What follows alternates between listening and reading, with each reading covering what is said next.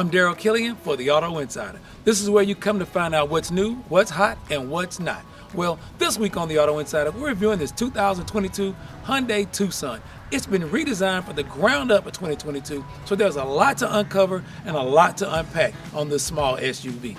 But don't let the size fool you, because it's loaded with all the goodies that we've all come to expect from our family SUVs these days. Only thing missing is maybe a third row of seats. But you don't really need a third row in a vehicle of this size. If you want to go with the third row, opt up to maybe the Palisade from the Hyundai lineup.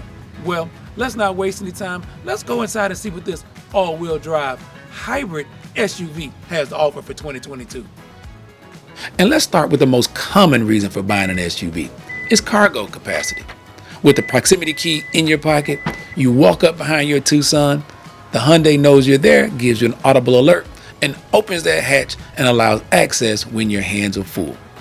Now that's one thing for a cargo area, easy access. But once you're there, how configurable and convenient is it? Well, our Tucson has underfloor storage here, and you have 60-40 folding second row seats to allow for an enormous cargo area for making those big box store runs. And Hyundai made really good use of space here. So our Tester came with run flat tires, so there's not a spare. But this rear floor is removable, and it allows access to your tire repair kit. There's a pump here in this little case, and it also has a bit of fix-a-flat in there to get your tires pumped up to get you to your next stop. And now to the second row for you small families. Even if you have teens, there's decent leg room here, and the seat back can recline to allow for a little extra room. And the panoramic roof in our Tester really makes it feel a lot larger in the back seat, so there's no claustrophobia going on. You have, of course, 2 USB charging ports here in the second row, so we don't have to fight about whose phone gets charged. And while the back seat isn't bad, the front seat is where the Tucson really shines. The dashboard has been completely redesigned for 2022 for a very modern look and feel. With that modern look and feel, though, comes the removal of all of the knobs and switches to control your infotainment system and your heating and AC. You'll notice here there's a push button even for your gear selectors and your drive modes. Our Tester had the heated and ventilated seats, as well as a heated steering wheel. When it comes to storage, it's a smaller SUV, so you don't have quite the capacity you would have in some of the larger midsize, but I think for a small family, it's enough. And Hyundai made really good use of space here. Right in front of your selectors, you have your wireless charging space. And I will say, my phone did stay in place there, unlike many other wireless chargers we've seen. But now back to this infotainment system. And while we were a bit concerned about the lack of knobs and switches, as you can see here, the touch functionality of it works extremely well. And the camera system on this Tucson is phenomenal. When you have the park assist, you have a 360 bird's eye view, and you can adjust that view and see everything around the Tucson. So for people with small families who leave toys in the driveway or kids in the driveway, this is a really good feature for a young family. And young families are probably the ones who will get the most enjoyment and pleasure out of this touchscreen infotainment system. As you can see here, we can go in and customize things for your heating and AC.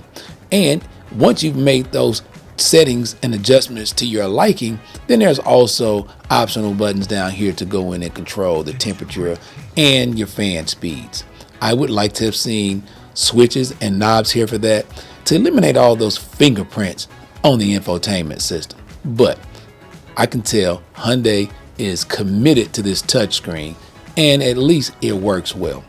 Also here from the touchscreen, each driver in this vehicle, because you can set profiles, can go in and set all of your features and functions, including your safety and convenience features, to your liking. Once those features have been set and programmed to your profile, the driver then no longer has to come in and reset any of these features when someone else has been driving the car. So this is a great feature for a young family who may have to share this vehicle with multiple drivers.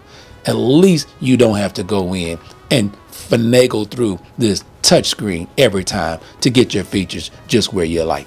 They're programmed and they're there. I told you, this Hyundai is loaded with technology. And for those of you who've watched any of my other Hyundai reviews, you know I really like this feature. It's nice to have that calming ability from your car just to get you ready for that long ride home to that young family. And if you're one of those who does have a long commute, you'll love the smart cruise control with the stop and go feature. And while this car isn't truly autonomous, the lane keep assist along with this smart cruise control function will keep your vehicle centered in its lane, and on well-marked roads, it'll even follow the curves in the road and keep the vehicle centered. And if that's not enough, this 10.25-inch information system also doubles as a video monitor. So whenever you give your turn signals left or right, the odometer and speedometer double as a monitor to show you whatever's on the side of your vehicle, left or right. And while that may all seem like a lot, it's pretty user-friendly and easy to control and configure right here from the steering wheel.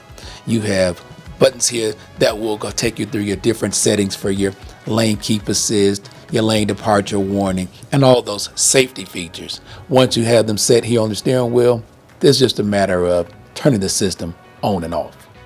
And here on the left side of the steering wheel, you have your volume control for your radio. You can change your radio stations from here, and you can answer your phone that is wirelessly connected through Bluetooth technology. We also have automatic headlights with the high beam assistance.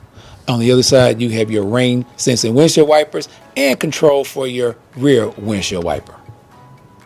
But that's not all. This car is loaded with safety and convenience. Like I told you, forward collision avoidance, lane keep assist with lane following assist, driver attention warning, rear occupant alert, blind spot collision avoidance and assistance, rear cross traffic alert with avoidance assistance, safe exit warning, parking distance warning front and rear, electronic stability control with traction control, ABS with electronic brake force and distribution, downhill brake control, front and side curtain airbags with rollover sensors, tire pressure monitoring system with individual tire indicator. And to our delight, the powertrain was impressive. 1.6 liter turbocharged GDI engine with the hybrid technology, made it to a 6-speed automatic transmission with paddle shifters.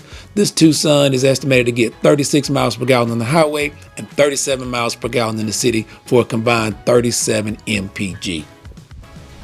Well, that's all the time we have this week for this 2022 Hyundai Tucson. But for more of what's new, what's hot, and what's not, be sure to follow us on Facebook, Instagram, YouTube, and download the SoundCloud app and listen to all of our reviews in their entirety. Well, as far as whether this Hyundai Tucson is hot or not, it's really hard to call a small family SUV hot. But this is a good buy, great fuel economy, and it's one you should put on your list if you're looking for a small SUV. Well, until next week, I'm Daryl Killian for the Auto Insider.